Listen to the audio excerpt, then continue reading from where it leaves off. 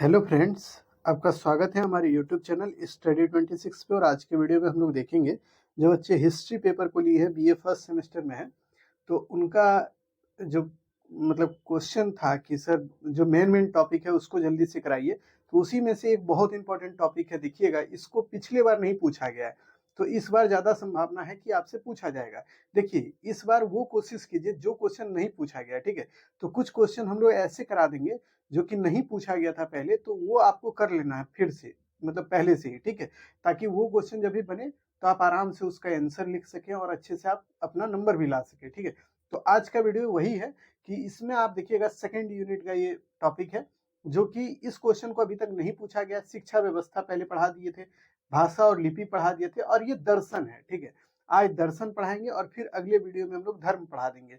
तो उतना अगर पढ़ लीजिएगा तो देखिएगा आपका सेकंड यूनिट लगभग खत्म हो जाएगा। उसके ऊपर मैराथन एक करा देंगे, तो आपका जो भी बचा कुचा टॉपिक होगा वो खत्म कर देंगे एक मैराथन के अंतर्गत, ठीक है। तो आज का वीडियो बहुत इंपॉर्टेंट होगा, इसको देखिएगा, क्योंकि यहाँ से सवाल जो बनता है वह भी बता देंगे, ऑब्जेक्टिव सब्जेक्टिव दोनों तरह का, और कैसे लिखना है वह भी आपको समझाते चलेंगे, ठीक है। तो चलिए, नए होंगे तो चैनल को जरूर सब्सक्राइब करिएगा, लाइक कीजिएगा, वीडियो को शेयर कीजिएगा अपने दोस्त यार में। तो पहली बात ये देखिए कि दर्शन का मतलब क्या होता है, दर्शन आखिर होता क्या है। दर्शन जो शब्द है ना, इसका अर्थ होता है देखना, ठीक है। ये बात ध्यान में रखिएगा, दर्शन का मतलब होता है देखना। जैसे हम लोग कहते हैं ना, प्रभु के दर्शन हुए। जैसे कि आप कोई मंदिर में गए होंगे और कभी पूजा पाठ नहीं कर पाए होंगे मंदिर में जाकर, या फिर कहीं भी आप जो भी धार्मिक स्थल है वहां पे गए और वहां पे पूजा पाठ नहीं कर पाए, तो आपको क्या लगता है कि भगवान का दर्शन नहीं हुआ। लेकिन आप अगर पूजा पाठ कर लेते हैं अच्छे से, ईश्वर का ध्यान वगैरह कर लेते हैं, तो इसको क्या बोलते हैं कि हाँ, हमको दर्शन अच्छे से हुआ। दर्शन का मतलब ये होता है देखना, ठीक है। तो ये ध्यान में रखिएगा, दर्शन का अर्थ होता है सत्य की जांच करना, या फिर किसी बात के पीछे की जो सत्य है, सत्य बातें हैं, उसको जानना। यानी कि कोई भी बात है, कोई भी चीजें हैं, उसके पीछे कितनी सच्चाई है, इसी को देखना या समझना या इसका जांच करना ही दर्शन कहलाता है, ठीक है। दर्शन का सीधा अर्थ समझ गए, दर्शन मतलब देखना होता है।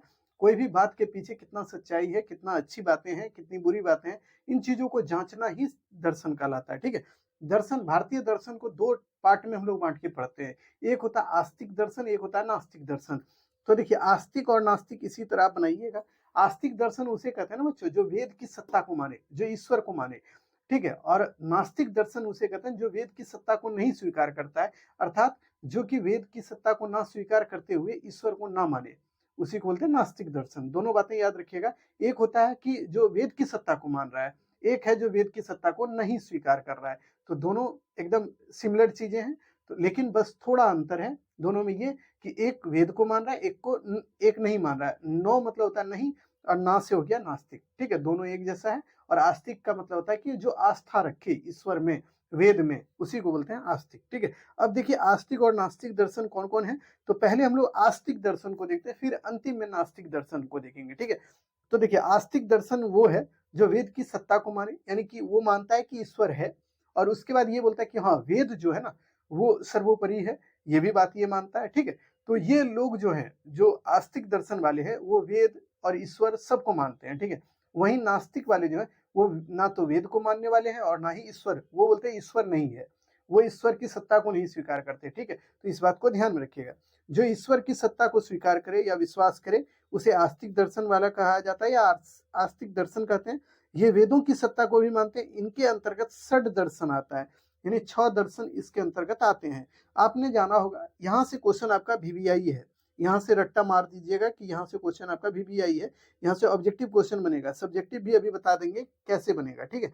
तो देखिए, सांख्य दर्शन के जो प्रतिपादक हैं, यानी कि फाउंडर हैं, एक तरह से महर्षि कपिल हैं, ठीक है। कपिल मुनि को सांख्य का जनक बोला जाता है। योग को देखिए, महर्षि पतंजलि।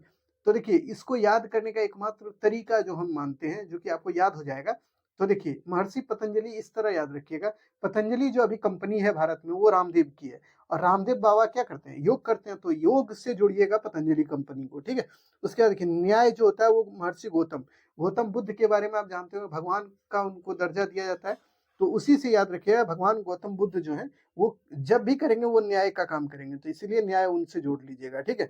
वैशेषिक जो है वो कनाद है, महर्षि कनाद। पूर्व मीमांसा जो है महर्षि जैमिनी है, और उत्तर मीमांसा से महर्षि वदरायन जी संबंधित हैं। तो इतनी बातें याद रखिए। षड दर्शन से सवाल बहुत बार पूछा गया है। सांख्य के प्रतिपादक कौन है, तो कपिल है। उसी तरह योग के कौन है तो पतंजलि है, न्याय के कौन है तो गौतम है। उसके बाद देखिए वैशेषिक कनाद, पूर्व मीमांसा और उत्तर मीमांसा दोनों को याद रखिए, जेमिनी और बदरायन। तो इतना याद रखिएगा, यहाँ से ऑब्जेक्टिव जरूर बनेगा आपके एग्जाम में, ठीक है।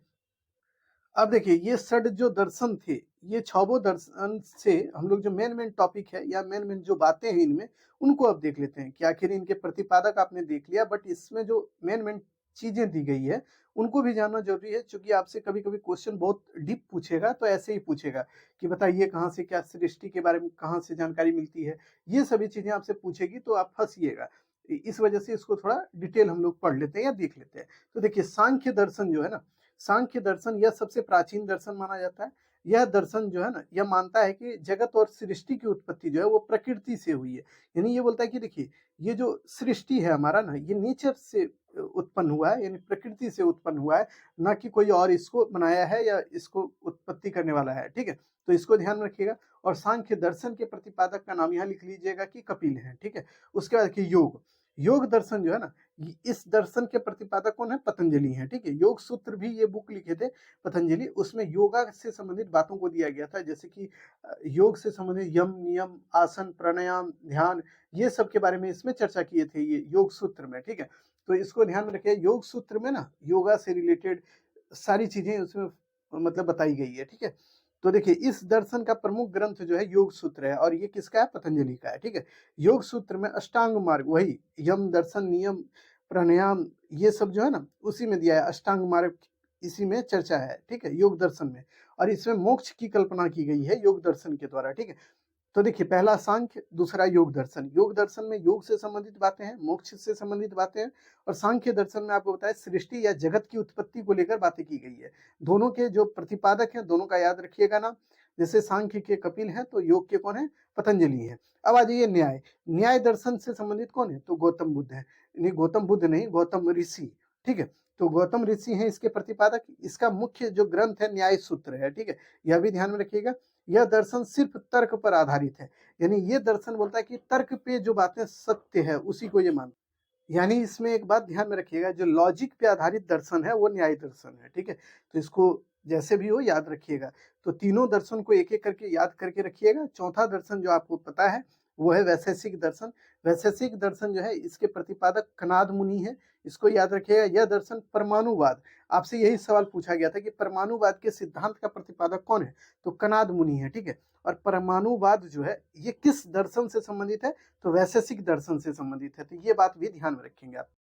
उसके बाद देखिए इस दर्शन में मेनली आपको जो याद रखना है, इसमें सृष्टि का सबसे छोटा रूप कण जो होता है परमाणु, उसके बारे में भी चर्चा किया गया है। देखिए ये वैशेषिक दर्शन ये बात बोलता है ना कि देखिए परमाणुवाद का सिद्धांत दिया और इसी में बताया गया है कि सृष्टि में सबसे छोटा से छोटा यानी कि जो कण होता है वो एटम होता है जिसको परमाणु बोला गया है इसके अंतर्गत, ठीक है।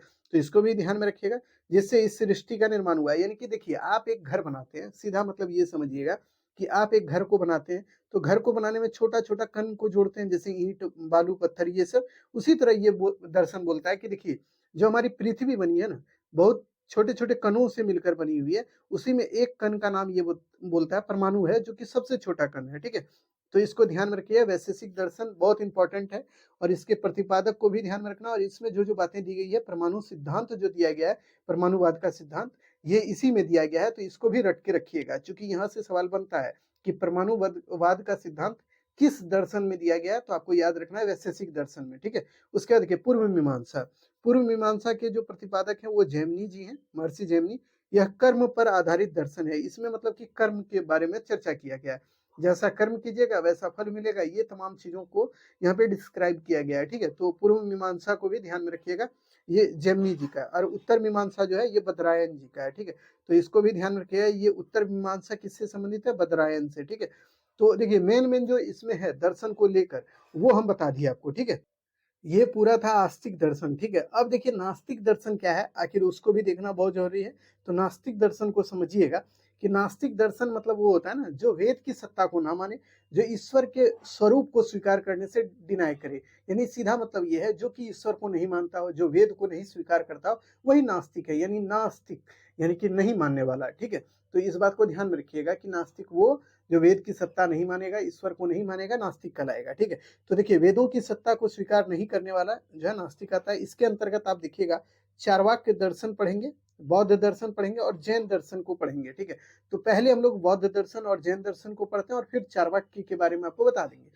तो देखिए इस जो जैन दर्शन है इसके प्रतिपादक जो है ऋषभ देव है। ऋषभ देव जो है जैन धर्म के पहले तीर्थंकर है। 23वें तीर्थंकर आपको बोलेगा कि जैन धर्म के कौन है, तो वो है पार्श्वनाथ। और अंतिम जो तीर्थंकर है जैन धर्म के वो कोई और नहीं बल्कि महावीर स्वामी है। ठीक है, तो 24 तीर्थंकर टोटल हुए जैन धर्म में, जिसमें पहला ऋषभ देव, 23वां जो है पार्श्वनाथ और 24वां जो है कौन है, महावीर स्वामी है। ठीक है, तो इतना ध्यान में रखिएगा कि जैन धर्म जो है यह दर्शन जो है ना वेद की सत्ता को नहीं मानता है, ये ईश्वर को नहीं मानता है। दोनों बातें याद रखिएगा। ठीक है, लेकिन इस दर्शन को वास्तविक रूप और विस्तृत रूप प्रदान करने का काम जो महावीर स्वामी किए थे, ये बात तो हम अभी बताए कि देखिए जैन धर्म जब स्टेब्लिश हुआ ना तो इसको स्टेब्लिश करने वाले ऋषभ देव है। ऋषभ देव का जो चित्र मतलब उनका जो संकेत है वो वृषभ है। ठीक है, इसको भी ध्यान रखिएगा, बेल जिसको बोलते हैं। उसके बाद इस धर्म को या इस दर्शन को जब उन्होंने स्टेब्लिश किया, जैन धर्म या जैन दर्शन को, तो उसके बाद देखिएगा बहुत दिनों तक 23 तीर्थंकर इन्हीं की बातों को मानते हुए चले। फिर आप देखिएगा 24वें जो तीर्थंकर हैं वो है महावीर स्वामी। उन्होंने इसमें अपने कुछ नियम कानून दिए। और इससे पहले आप देखिए पार्श्वनाथ बोले थे इसमें सत्य, अहिंसा, अस्तेय, अपरिग्रह, ये 4 इन्होंने नियम दिए थे कि इसका पालन इंसान को करना चाहिए।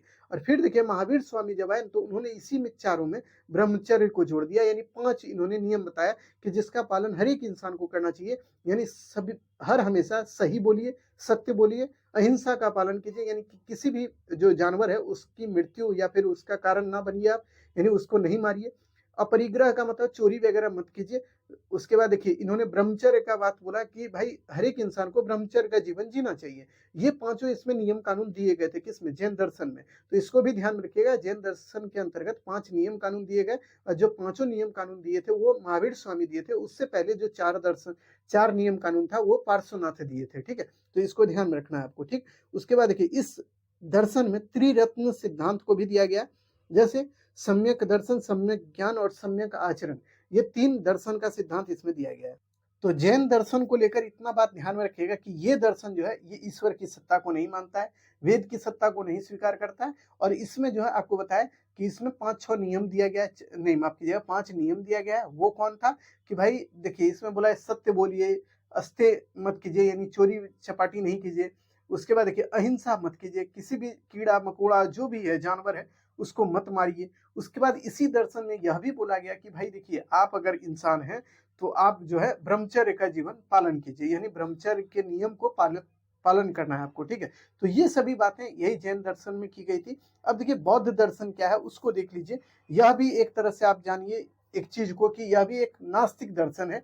ये ईश्वर की सत्ता को नहीं मानने वाला दर्शन है, ये वेद को नहीं स्वीकार करता। ये बोलता है कि भाई देखिए ये अपना अलग एक वे में चलता है। और इसके प्रतिपादक यानी बौद्ध दर्शन के प्रतिपादक कोई और नहीं, जो आप जानते हैं भगवान बुद्ध हैं। और बुद्ध जी जो है इसमें अपने बहुत से नियम दिए। इसमें आप देखिए इसी में आप देखिएगा कि बहुत चीजें बताई गई है, जिसमें आपको शून्यवाद, विज्ञानवाद जैसे दार्शनिक सिद्धांत दिए गए। इसी में आप जानते हैं कि आप बुद्धम शरणम गच्छामि, संघम शरणम गच्छामि और धम्मम शरणम गच्छामि, ये जो 3 रास्ते हैं उसके बारे में बताए गए हैं। उसके बाद इसी में आप ध्यान में रखिएगा बौद्ध दर्शन में ये मध्यम मार्ग की बात करता है कि यानी कि देखिए कोई भी तरह का दिक्कत है आपके सामने अगर आ रहा है तो उसमें आप मध्यम मार्ग को अपनाइए। यानी कि कहने का मतलब है कि ना उग्र होइए और ना ही चुपचाप रहिए, बल्कि मध्यम मार्ग को अपनाकर अपने कार्य को कीजिए, ये बोलता है बौद्ध दर्शन। ठीक है, तो इसको भी ध्यान रखना है। इस दर्शन के प्रतिपादक जो है वो या प्रवर्तक जो है परिवर्तन करने वाले महात्मा बुद्ध हैं। उसके बाद देखिए बौद्ध दर्शन में शून्यवाद एवं विज्ञानवाद जैसे दार्शनिक पद्धतियों का उदय हुआ, यानी कि उसका चर्चा है। बौद्ध दर्शन के 4 आर्य सत्य हैं, वो कौन है, दुख, दुख समुदाय, दुख निरोध और दुख निरोधगामिनी। ये इनके 4 सिद्धांत दिए गए हैं या 4 इसके आर्य सत्य बताए गए हैं। वो बोलते हैं कि दुख तो होगा ही, दुःख का मतलब पूरा दुःख निरोध के बारे में ये बोलते हैं, दुखी समुदाय के बारे में बोलते हैं और दुःख निरोध गामिनी के बारे में बोलते हैं। इसको आप पढ़िएगा डिटेल से, यहाँ पे ज़्यादा डिटेल नहीं पढ़ना है, बस इसके दर्शन को जान लेना है, ठीक है?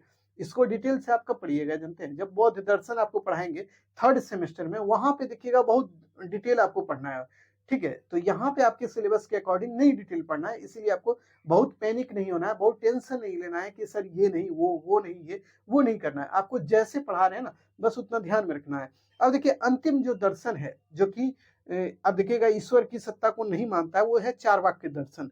इसको लिख देते हैं चारवाक दर्शन, ठीक है? और इस दर्शन, 1 मिनट रुकिएगा। ये जो चारवाक दर्शन है ना, ये बोलता है ना कि देखिए इसके जो प्रतिपादक हैं महर्षि चारवाक हैं, ये बोलते हैं ना, इसमें और भी बहुत से ऋषि हैं, बट आपको महर्षि चारवाक का एक स्टेटमेंट याद रखना है। आपसे पूछ देगा कि किस दर्शन में इस बात की चर्चा है कि यवत जीवेत सुखम जीवेत ऋणम कृत्वा घृतम पिबेत। यानी आपसे बोलेगा कि किस दर्शन में इस बात की चर्चा है कि जब तक जियो सुख से जियो, चाहे ऋण लेकर ही घी क्यों ना पीना पड़े। यानी ये दर्शन बोलता है कि अगर आपको अच्छा खाना पीना खाना है तो आप खाइए ना, कोई दिक्कत नहीं है। आपके पास पैसा नहीं है तो अगल-बगल वाले लोग से उधार ले लीजिए और फिर आप अच्छा खाना खाइए, ठीक है? और जब मर जाइएगा तो आपको क्या मिलेगा? ये मतलब एकदम सीधा बोलता है ना कि आप जैसे ज़िंदगी जी रहे हैं, उसमें बढ़िया से जीना है आपको, ठीक है? उसमें आप कोई कंजूसी मत कीजिए, जो होगा देखा जाएगा। जैसे ही आपको अच्छा खाना है तो खाइए, लेकिन हाँ, ऋण लेके खाइए, अगर ज़रूरत आपके पास पैसा नहीं है तब। ऐसी बातें ये चार्वाक दर्शन बोलता है। यानी कि इसको फिर से बता देते हैं, यवत जीवेत सुखम जीवित ऋणम कृत्वा घृतम पिबेत। यानी जब तक जियो सुख से जियो, चाहे ऋण लेकर ही घी क्यों ना पीना पड़े, ठीक है? तो ये बोलता है चार्वाक दर्शन, यानी कि ये सीधा बोलता है कि भाई आपको अच्छे से जिंदगी जीना है, उसके लिए आपको ऋण भी लेना पड़े तो कोई दिक्कत नहीं है, ठीक है? तो इस दर्शन को भी याद रखिएगा। तो देखिए बेसिक रूप से यही आपको दर्शन पढ़ने हैं आस्तिक और नास्तिक के अंतर्गत। इतना अगर पढ़ लिए तो यहाँ से सवाल जो बनेगा वो बता देते हैं। सब्जेक्टिव क्वेश्चन जो बनेगा वो बनेगा कि भारतीय दर्शन पर की अवधारणा को लिखें। भारतीय दर्शन की अवधारणा को स्पष्ट करें या लिखें। भारतीय दर्शन की अवधारणा को लिखें। ये अगर क्वेश्चन आपसे बने, ठीक है, तो इसी तरह लिखना है। ये क्वेश्चन बना नहीं है, इसीलिए हम बोल रहे हैं ये VVI है। इसको रट के रखिएगा, हो सकता है आपसे पूछेगा और आप फंसिएगा भी, क्योंकि जो बच्चे अच्छे से नहीं पढ़ेंगे ना, तो बहुत संभावना है कि वो इसका सही से उत्तर भी नहीं दे पाएंगे, ठीक है? तो एकदम कंटेंट एकदम कंसाइज फॉर्म में रखना है, यानी उतना ही लिखना है जिसमें बकवासबाजी कम और बातें काम की ज्यादा हो, ठीक है? और उतना लिख के आप आइए, यकीनन आपको अच्छा नंबर भी मिलेगा, ठीक है? तो आज के लिए इतना ही, फिर मिलते हैं नए वीडियो में, तब तक के लिए धन्यवाद।